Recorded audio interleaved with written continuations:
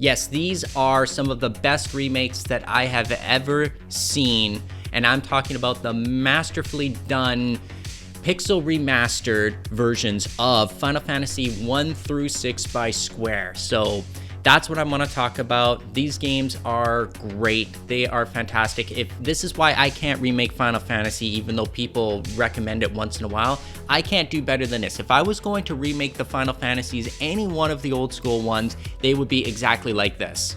Now, the Pixel Mastered Collection is not completely new, but it's new for it's new for PlayStation 5, because that's what I have, and I saw it pop up there just recently, or maybe a couple weeks ago or something like that. But the thing that caught my eye right away was, now these games have been remade before. The very first one that I played actually was for PlayStation way back in the day, the original PlayStation, and that was essentially what you could call a Pixel Remastered. Then there were some other ones that never came out here. They never came out other than in Japan, such as Final Fantasy 5, 3, and 2, etc., etc. And when they remade those, they remade them on mobile devices mostly. And when I looked at those, I didn't much like the graphics on them, because now they look kind of like that new school cardboard cutout kind of look. There's no actual pixels in them anymore. They're like just, I don't know what you call that style. It's just like a soft style to everything to it. And then also there were some that were remade for PSP. I remember having those ones as well. They're actually not too bad either, but everything's too new school. And then there were some that were even made for the Nintendo DS, and they started to go 3D, even though it's bad 3D because it's on Nintendo DS, so it doesn't exactly look good. In my opinion, they're really blocky looking, and they got a lot of jaggies on them and stuff like that. But finally they did it right with this collection, because all of them basically look like a Super Nintendo version of the game. Now, the real gems, I'm not going to talk about all of them, but the real gems are the ones that I picked out, my personal favorites, and that is Part 3 and Part 5. Now, I want to start with Part 3, okay? Because this one was never released outside of Japan. It was only available for the Famicom system, so Nintendo version. And later on, like I said before, it was only ported to something portable, and you had to play it in 3D. And now, finally, they got it right, because now it is the full game, but it looks like you're playing it on a full-screen Super Nintendo, and that's what I love about it. So all the graphics are pure Super Nintendo.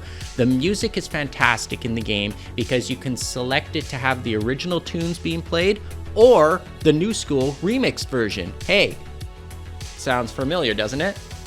But anyway, I love that. I also love that you can change basically the graphics in it. And what I mean by that is, one thing that was kind of disappointing me was the game looks great. It's all 16-bit. It's all got the pixels. Fantastic. But something that made it kind of stand out and not look as good to me, it didn't quite match, was the actual boxes where it says the text in them, or when you actually have the menu pop up for all the characters and stuff. All the writing and everything like that is all new school. It's all HD. There's no pixels on anything. It looks too perfect. It looks too smooth. It doesn't match the game.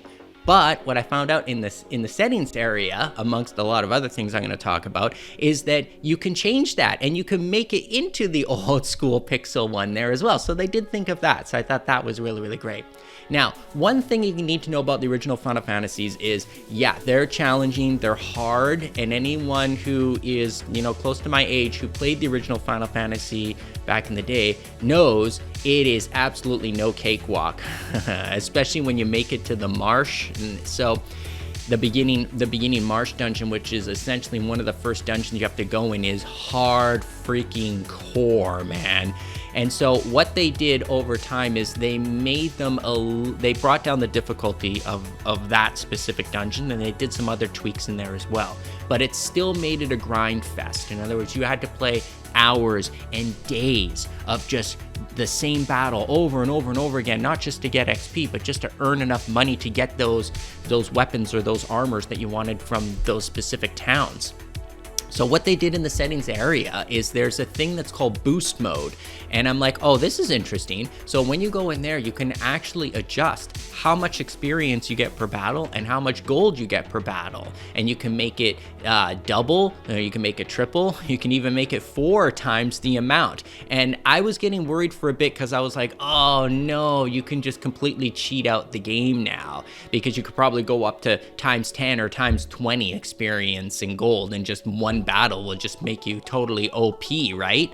Well, wrong. They thought of that, which is great. You can't go past, as far as I know, times 4 experience and gold. And even if you put it on that, I was gonna think it was still felt like cheating, but it really wasn't. It actually did balance out the game a little bit more, and it made it feel like that was the way it kind of was meant to be played, because you still have to grind, except now instead of hours, it more of takes minutes. So many great things to say about it. I can't recommend it enough. It cost me 23 bucks. That was the best 23 bucks I ever spent. If you want all 6, it costs about 100 bucks, and I still think that that is a tremendous deal for what you get. You're getting all of them. They all have the enhancements to them. They all match now in graphics and sound, and they all have the same features in them as well, which is all absolutely fantastic. I love it.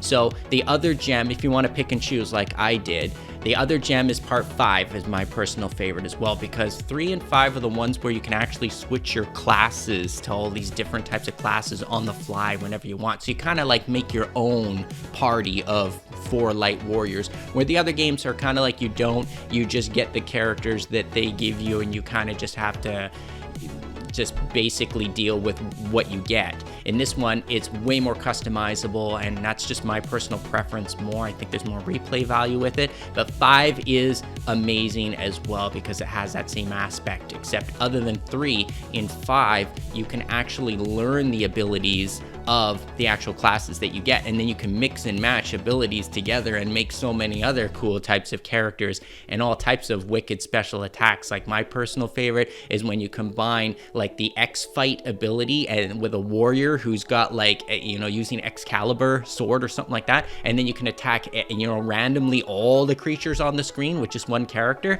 I just think stuff like that is cool. Or the ability to cast 2 spells at the same time. So you could cast Meteorite, and then right after that he casts Heal on the entire party as well. There's so many different things that you just add or take away or just customize in these 2 actual games. So they're really, really great. I am super impressed for what you're getting for I think the prices are spot on. And like I said before, if I was gonna make Final Fantasies, this is exactly, you're playing, if you buy them, you are playing essentially what I would have created anyway. So I think it's blowing my mind how good it is. I'm still going through part 3 right now. I'm planning on getting more. I probably will. I should have just bought all 6 right away, because I can feel it right now where I just started with 1, then you get another one, then you get another one, then you get another one, you know what I mean? So that's what I'm feeling right now. So it is great. It is fantastic. Get it. If you're any fan whatsoever of old school Final Fantasies, this is definitively the best versions of all 6 that you are gonna get right now. Okay, so just take my word for it. Get them. They are that damn good. So thanks a lot, guys, for watching again another episode. Give me a thumbs up down there. Click over here if you want to see me talk about another retro game, maybe possibly that I created or not. And if you haven't subscribed yet, what are you doing, man? Hit that bubble right over there. I'm coming back with more content every week for you guys. Not to mention that, if you don't, I might just stick my head in a toilet and drink toilet water.